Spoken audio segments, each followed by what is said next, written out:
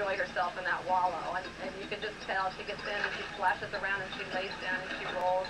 And she gets up and goes running back to Mom, and just really, she just enjoys it.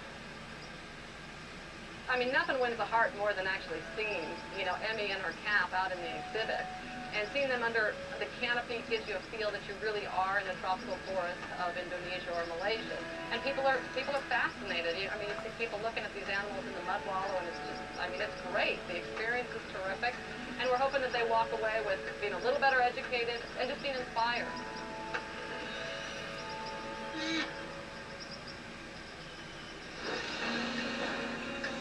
Coming up, one zoo dared to recreate 3 of the world's most mysterious jungles and put them all under one roof in Cleveland, Ohio. Find out how they did it next on Ultimate Zoo.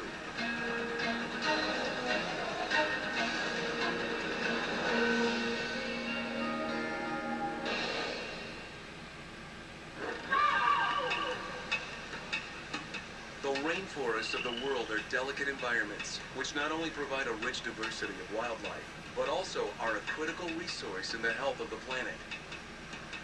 Sadly, these precious ecosystems are being wiped away at the rate of 80,000 acres each day. Now, one zoo is stepping forward to raise the public's awareness by creating an indoor tropical experience that combines 3 complete rainforest environments, and all remarkably under one roof in Cleveland, Ohio. How does one bring such a grand-scale exhibit to life? We'll find out as Cleveland Metro Park Zoo marries technology and Mother Nature to create the rainforest.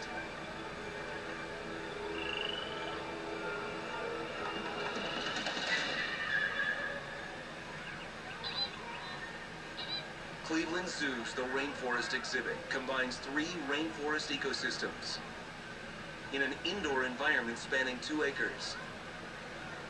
Literally from the ground up, the rainforest is one of the most sophisticated exhibits of its kind, providing environments to more than 600 animals and 10,000 plants from the tropics of Asia, Africa, and South America. We wanted the people to realize that even though the rainforest is thousands of miles away from them, it has an important bearing on their everyday lives, from a lot of the foods they consume, coffee, cocoa, cinnamon, the list goes on, and that the rainforest is a valuable place to also produce oxygen and help conserve the air that we breathe. This is Furley. Don Kinzer has always had a love for animals. As a teenager back in 1955, he won an essay contest to accompany zoo staff on safari to Africa. Now, years later, Don is curator of Cleveland's rainforest. The special thing about this exhibit is that it includes animals from all over the world. It's not a rainforest that's particular to South America or Africa or Asia. It incorporates all of the rainforests of the world, and we decided to blend animals together. Instead of just having a single species in an exhibit, we wanted our animals to interact while they were telling the story about the rainforest. But to tell that story, first they'd have to find a way to create the indoor tropical environment itself. Like the real rainforest, the zoo wanted the exhibit to be a setting where visitors were completely immersed. To do this, they acquired an empty 2-acre building outside of the zoo that could provide enough space for the thousands of plants to grow, while also supplying the infrastructure to support the high-tech climate systems. Next, Don Kinzer set out to design the rainforest itself, a job which sent him to Malaysia and Peru to experience the rainforest firsthand. What he brought back, though, were more than just observations. His slides were turned into murals, and his audio recordings were used to surround the native animals with an authentic soundscape. Over 100 hours of jungle sounds were programmed into a computer, so as to never repeat the same sequence. And to provide further authenticity for all the animals, the computer was also designed with artificial intelligence, so that if a predator noise is played, the prey species will not be heard for some time, just as it would occur in the wild. With the soundscape complete, they focused on one of the most integral elements of any rainforest ecosystem, the climate. With so many native animals under their care, it was vital the exhibit maintain the tropical temperatures in the hall around the clock. So the zoo turned to a special climate control system that keeps the entire building at a balmy 80 degrees with 60% humidity. None of the air here is recirculated as it is in public buildings. What we do is we heat the air. It's then put through a moisture chamber to saturate the air, to get the humidity up, and then we send it out into the public area. In essence, it's a very economical and conservation-wise heating system. Next, the zoo implemented a computerized lighting system to allow each day to begin with a sunrise and fade to darkness by evening. The zoo also utilized skylights so that when the foliage was brought in, he would allow natural light for the 10,000 lush plants. And when it's gloomy outside, the zoo has a man-made backup system.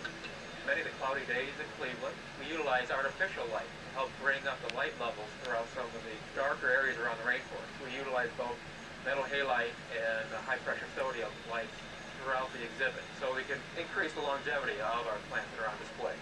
Still, one of the biggest challenges was yet to come, with the creation of the exhibit centerpiece, the atrium. With its ancient Mayan ruins and roaring 25-foot waterfall, the atrium would serve as the transition into the tropical rainforest of the Americas.